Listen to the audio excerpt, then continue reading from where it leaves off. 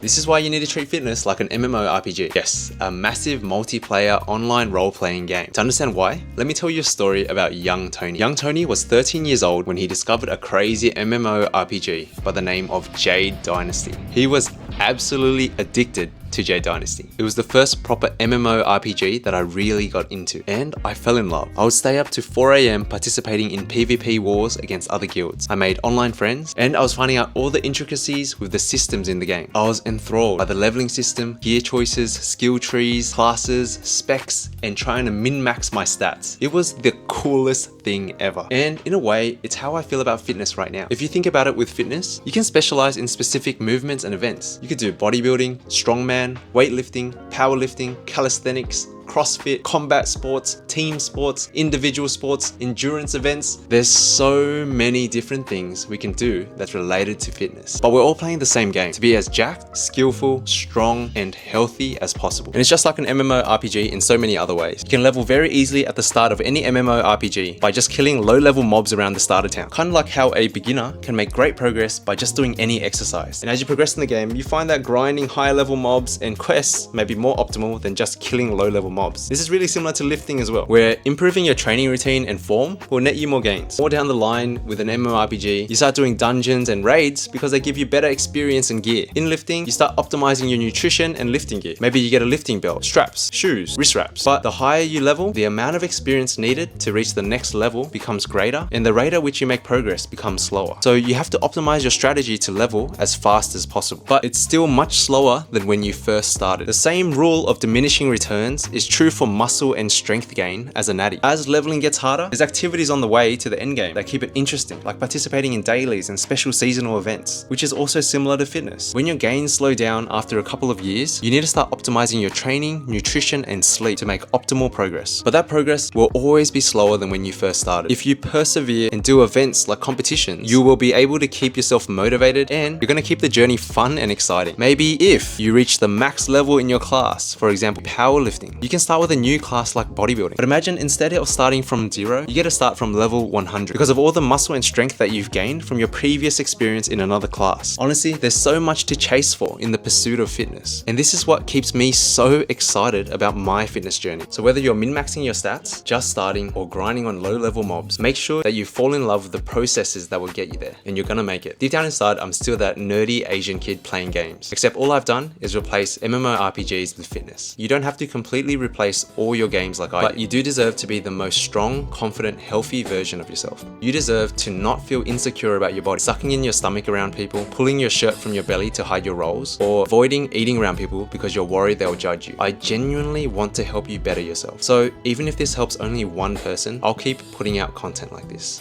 Let's get it.